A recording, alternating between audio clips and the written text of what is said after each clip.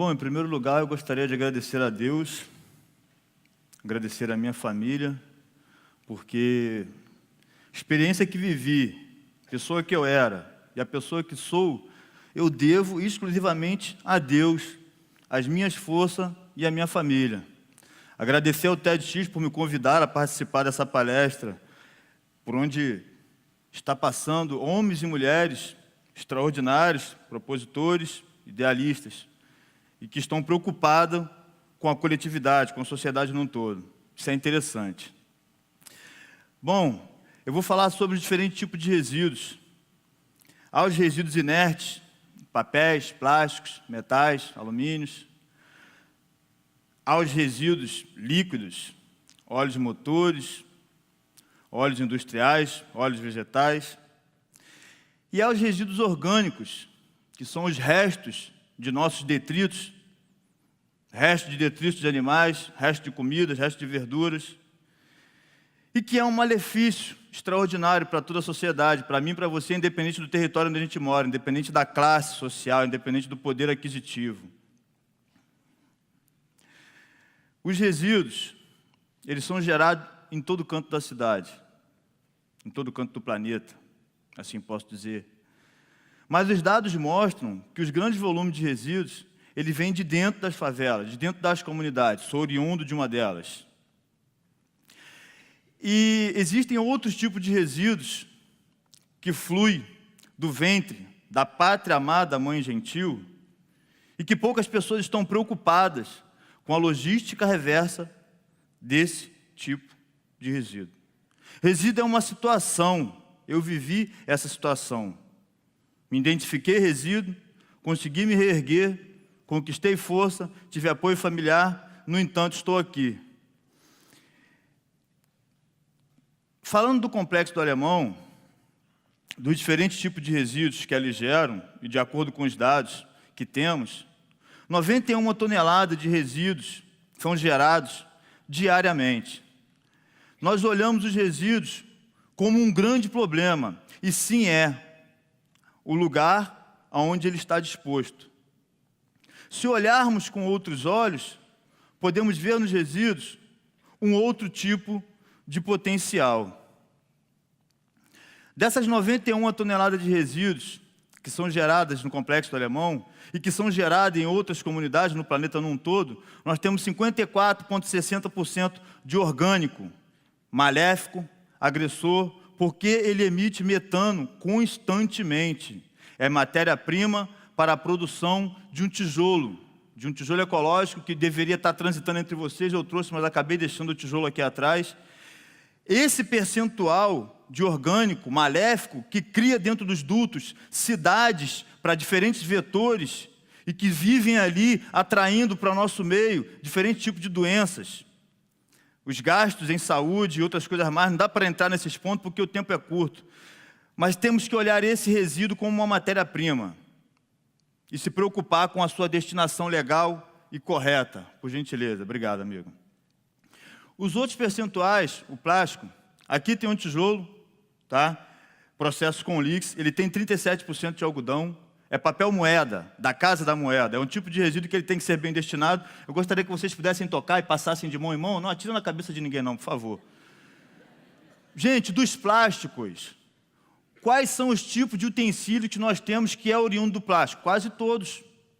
Quase todos. O fone de ouvido, a capa do laptop, uma série de outras coisas. E que hoje a gente continua, ou na verdade as grandes indústrias continuam fazendo extração dos recursos naturais, quanto que a gente poderia voltar para esses recursos que já estão aí, causando um grande problema, gerando uma série de malefícios, atraindo vetores, atraindo doença, gerando custos enormes, né?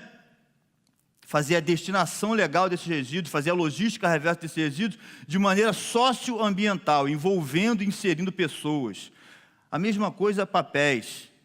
Tudo que é possível ser produzido a partir do papel. A gente não precisa estar extraindo tantas árvores na Amazônia como nós estamos extraindo.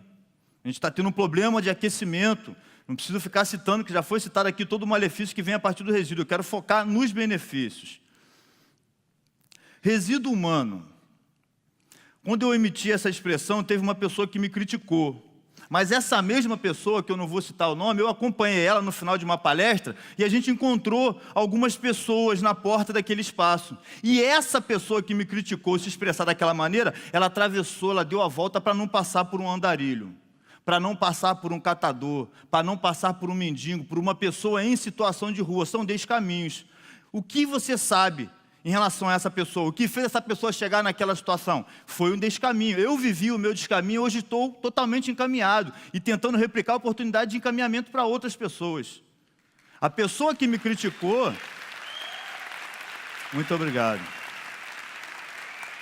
A pessoa que me criticou, ela sinceramente, ela deu a volta e eu fiquei observando e no final eu fui falar com ela. Cara, é por isso que eu falei que é resíduo. Eu vivi a experiência de ser resíduo, tem muitas pessoas vivendo a experiência de ser resíduo e nós, formados, conscientes, né, de uma série de coisas mundo afora, a gente não consegue tratar aquela pessoa como um semelhante, como um ser humano. Não consegue. É pelo odor, é pela maneira que está vestida, é por estar em situação de rua, é por uma série de outras situações. Então a gente repele aquela pessoa, a gente não absolve aquela pessoa. Às vezes, numa troca de palavras, a gente muda o ritmo de caminhar daquela pessoa. Depende da maneira com que a gente olha. Depende da maneira com que a gente vai receber essa pessoa.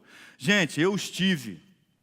No entanto, pode ser difícil, mas não é impossível. Porque se fosse, eu não estaria aqui. Não sou eu o único exemplo, há vários outros exemplos. A gente precisa criar estrutura que possibilite a logística reversa do ser humano. Existem projetos de preservação de trocentas espécies que estão em extinção. Existe hoje o projeto da Política Nacional de Resíduos Sólidos que visa a logística reversa dos resíduos, a responsabilidade compartilhada, o resto de tudo aquilo que nós consumimos, fazer com que os resíduos voltem. É a logística reversa dos resíduos. E o ser humano, onde é que está? Quando se descobre o potencial de recurso embutido em resíduos, surge alguém com poder de capital para poder controlar o processo e quer um equipamento gigante que tenha menos pessoas envolvidas no processo. Nós precisamos inserir as pessoas nos processos. Precisamos ser sócio e ambiental de fato, para que a gente possa fazer com que esses resíduos humanos voltem a ser seres humanos, que eles possam ser reinseridos à sociedade, inseridos no mercado de trabalho e possam pagar os seus impostos a partir da labuta de suas mãos. Essa frase é para que a gente possa refletir, e isso é fato. Quando uma pessoa tem fome, a gente tem que alimentar. Quando uma pessoa tem sede, a gente tem que levar água. Ao encurralar o inimigo, deixe uma saída. Se sentirem totalmente encurralados, lutarão até a morte. Sun Tzu, Arte da Guerra. Existem vários tipos de resistência. Hoje a minha resistência é uma resistência social, propositiva, em cima de uma coisa que todos visam como um problema. E eu olho com um outro tipo de olhar e consigo ver solução. No entanto, o que eu quero dizer em cima desse texto, dessa frase, é que existem pessoas resistindo de maneira armada, de maneira primitiva, por falta de consciência humana daqueles que estão no poder.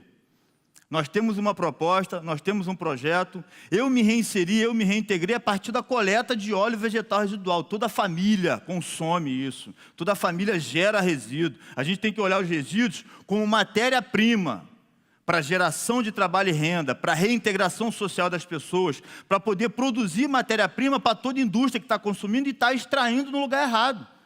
Está extraindo dos recursos naturais. A gente está vendo a questão do aquecimento, a gente está vendo a questão da água, do desemprego, da fome, da miséria.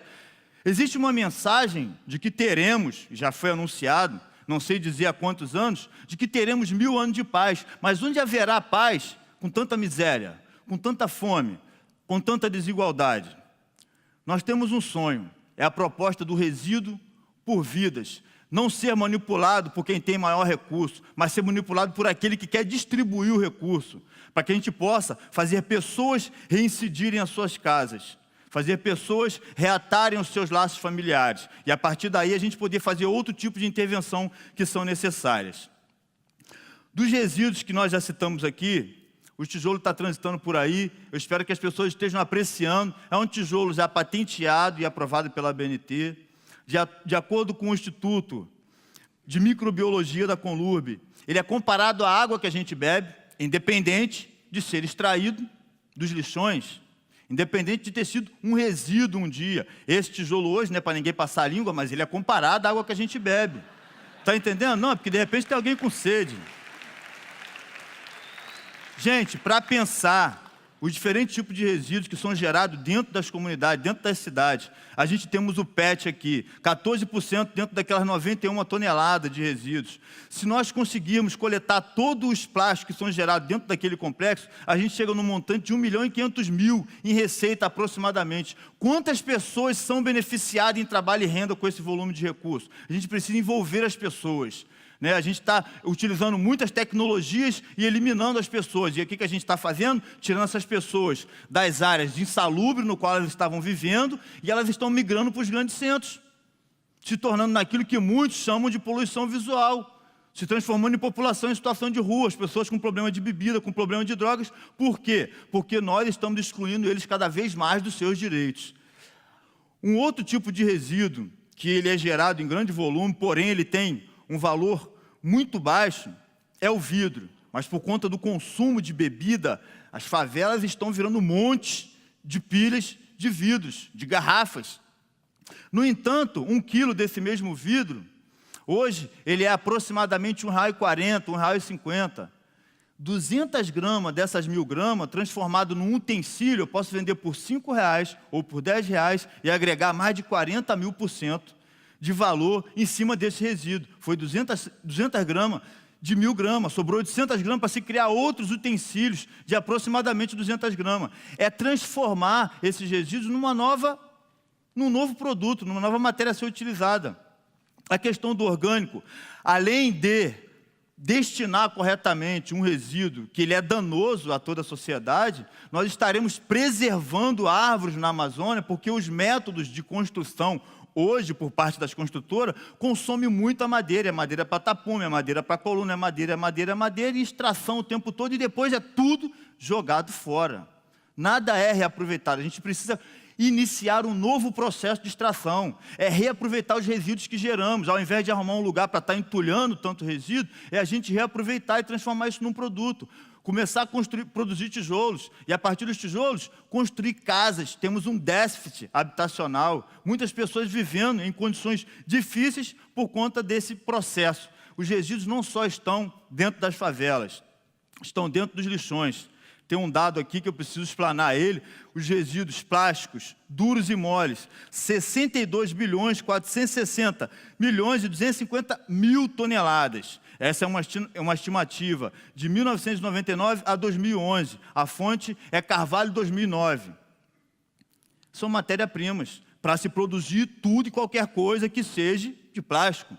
Organoterroso, matéria-prima para se produzir tijolos em volumes, gerando postos de trabalho sustentáveis para se produzir casas, para combater o déficit habitacional, para combater a desigualdade no qual nós vivemos, para gerar postos de trabalho, para interferir nas comunidades com renda, em parceria com empresas que estarão cumprindo a sua logística reversa. E aí nós interferiremos dessa forma na saúde, que tem um gasto exorbitante, porque estaremos direcionando corretamente os resíduos, traremos para a sociedade qualidade de vida, educação, porque sem educação nada disso acontece, segurança, por quê? Porque estaremos fazendo a reintegração do ser humano, estaremos fazendo a logística reversa das pessoas que estão em descaminhos. Não interessa a mim e a você o porquê do descaminho, o que interessa é que é um semelhante que nós temos que trazer ele para dentro do processo novamente, senão um dia ele vai bater a minha porta ou a sua porta. Logística reversa dos resíduos sólidos, dos resíduos orgânicos e a logística reversa do ser humano. E nada disso acontecerá se nós não estivermos juntos, se não cooperarmos mutuamente um com o outro. De todos os problemas que aqui foram citados, o problema não está nas organizações, nas ONG, no município, no estado, no governo federal. Estão nas pessoas, porque atrás de cada uma dessas organizações tem pessoas. Então o que precisa mudar são as pessoas. Nós precisamos mudar a nossa maneira de ser, nós precisamos mudar o nosso comportamento, as nossas atitudes e os nossos atos. Nós precisamos nos reciclar para ser um novo ser. E aí, a partir do novo ser que seremos, aí nós iremos ver isso refletir na sociedade e no mundo como um todo. E eu fico por aqui e agradeço a oportunidade.